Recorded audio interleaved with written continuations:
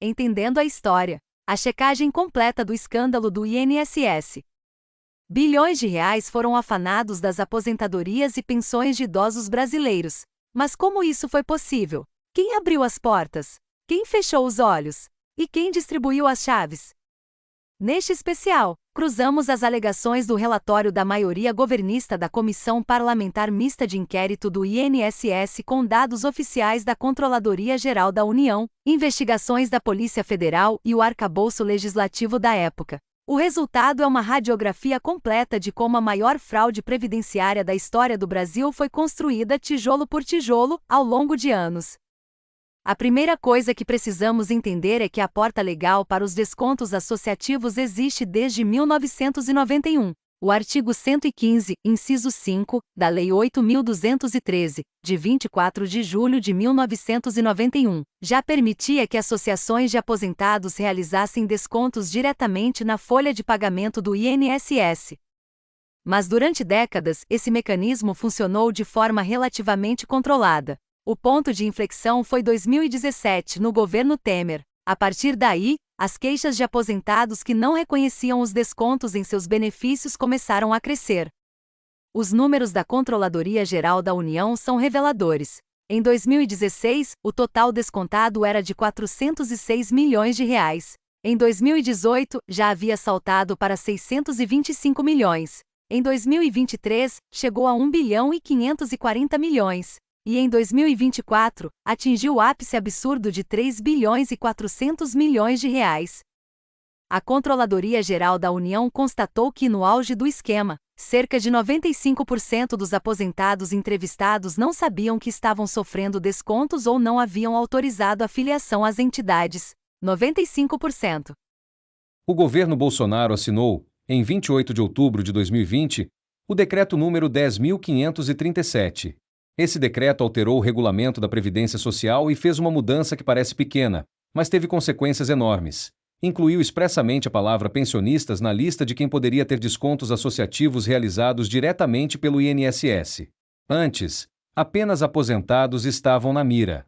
Com a caneta de Bolsonaro, Paulo Guedes e Onyx Lorenzoni, os pensionistas, muitas vezes viúvas idosas e pessoas em situação de vulnerabilidade ainda maior, passaram a ser alvo legítimo das associações fraudulentas. Na Comissão Parlamentar Mista de Inquérito, Onyx Lorenzoni defendeu que o governo tentou regulamentar o setor e combater fraudes, exigindo biometria. Mas parlamentares e investigadores apontam que a inclusão dos pensionistas ampliou drasticamente a base de vítimas potenciais.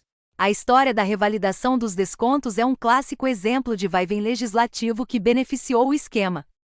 Em 2019, o INSS editou a Medida Provisória 871, que exigia a revalidação anual e presencial dos descontos pelos aposentados. Era uma tentativa de controle. Mas o Congresso Nacional, sob forte lobby das associações, alterou a medida provisória ao convertê-la na Lei 13.846 de 2019. O prazo de revalidação foi ampliado de 1 para 3 anos. Primeiro afrouxamento. Depois, em 2022, o governo Bolsonaro editou a Medida Provisória 1107, convertida na Lei 14.438 de 2022. Esta lei simplesmente extinguiu a obrigatoriedade de revalidação periódica. A torneira foi aberta de vez. Sem a necessidade de confirmar o consentimento, as associações tiveram passe livre para manter descontos indevidos indefinidamente. O atual Ministério da Previdência afirma que essa lei de 2022 foi o que abriu caminho para a fraude bilionária.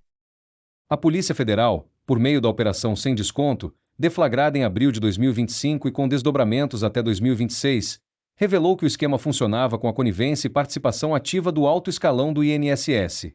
3 nomes se destacam nas investigações. Primeiro, José Carlos Oliveira, ex-presidente do INSS e ex-ministro do Trabalho e Previdência no governo Bolsonaro. A Polícia Federal o aponta como pilar institucional do esquema. Investigações revelaram que ele recebia propinas de entidades como a Conafer para facilitar os descontos indevidos. Segundo, Alessandro Stefanuto, ex-presidente do INSS que assumiu já no governo Lula, em 2023. Ele foi preso pela Polícia Federal sob acusação de receber propinas mensais de R$ 250 mil para manter o esquema funcionando e blindar as associações de fiscalizações. Terceiro, Antônio Carlos Camilo Antunes, o chamado careca do INSS. Lobista preso pela Polícia Federal, foi apontado como principal operador financeiro do esquema. Ele movimentou dezenas de milhões de reais, distribuindo propinas a servidores e diretores do INSS para garantir a aprovação de acordos para entidades de fachada. Em apenas 4 meses, movimentou 12,2 milhões de reais em contas bancárias. As investigações da Comissão Parlamentar Mista de Inquérito do INSS e da Comissão Parlamentar de Inquérito do Crime Organizado se cruzaram no Banco Master, antigo Banco Máxima. O banco é acusado de usar os recursos provenientes das fraudes associativas e de empréstimos consignados irregulares para alavancar seu crescimento. A transferência de controle para o empresário Daniel Vorcaro foi autorizada pelo Banco Central em outubro de 2019. Em novembro de 2025, o Banco Central decretou a liquidação do Banco Master, e Vorcaro foi preso por lavagem de dinheiro. Mas a conexão política é o que mais chama a atenção. Fabiano Zettel, pastor, cunhado de Daniel Vorcaro e operador financeiro ligado ao Banco Master, foi o maior doador individual das campanhas de 2022. Ele doou 3 milhões de reais para a campanha presidencial e 2 milhões de reais para a campanha ao governo de São Paulo. Zettel foi alvo de mandados de prisão pela Polícia Federal na Operação Compliance Zero. Além disso, Onyx Lorenzoni admitiu em depoimento à comissão ter recebido 60 mil reais para sua campanha ao governo do Rio Grande do Sul, doados pelo presidente da Amar Brasil, uma das principais entidades investigadas por fraudar aposentados. A Comissão Parlamentar Mista de Inquérito do INSS encerrou seus trabalhos na madrugada de 28 de março de 2026 de forma tumultuada, após mais de 15 horas de sessão. O relatório oficial, elaborado pelo deputado Alfredo Gaspar, que pedia o indiciamento de 216 pessoas, incluindo ex-ministros e até o filho do presidente Lula, foi rejeitado por 19 votos a 12. Com a rejeição, o relatório paralelo da maioria governista, que pedia o indiciamento de cerca de 200 pessoas, incluindo o ex-presidente da República, não chegou a ser votado. Ambos os relatórios foram encaminhados ao Ministério Público Federal e à Polícia Federal. Quanto à devolução dos valores, o texto original menciona 4 milhões de reais devolvidos. A realidade é muito maior. Até março de 2026, o governo federal já havia devolvido mais de 2,9 bilhões de reais a cerca de 4,2 milhões de aposentados e pensionistas que sofreram descontos indevidos. O escândalo do INSS é a história de como uma lei de 1991 foi transformada, ao longo de décadas, numa máquina de roubar dos mais velhos e dos mais vulneráveis. A espinha dorsal da denúncia é verdadeira. O esquema encontrou um ambiente fértil para se transformar em uma fraude multibilionária graças a um coquetel normativo, a inclusão de pensionistas pelo Decreto de 2020, o fim da revalidação das autorizações pela Lei de 2022, e a atuação de uma rede criminosa incrustada na alta cúpula do INSS, que distribuía propinas para manter a torneira aberta, irrigando inclusive instituições financeiras e financiando campanhas políticas. A história ainda não terminou. As investigações continuam na Polícia Federal, no Ministério Público e no Supremo Tribunal Federal. Os aposentados e pensionistas lesados esperam que ninguém fique impune.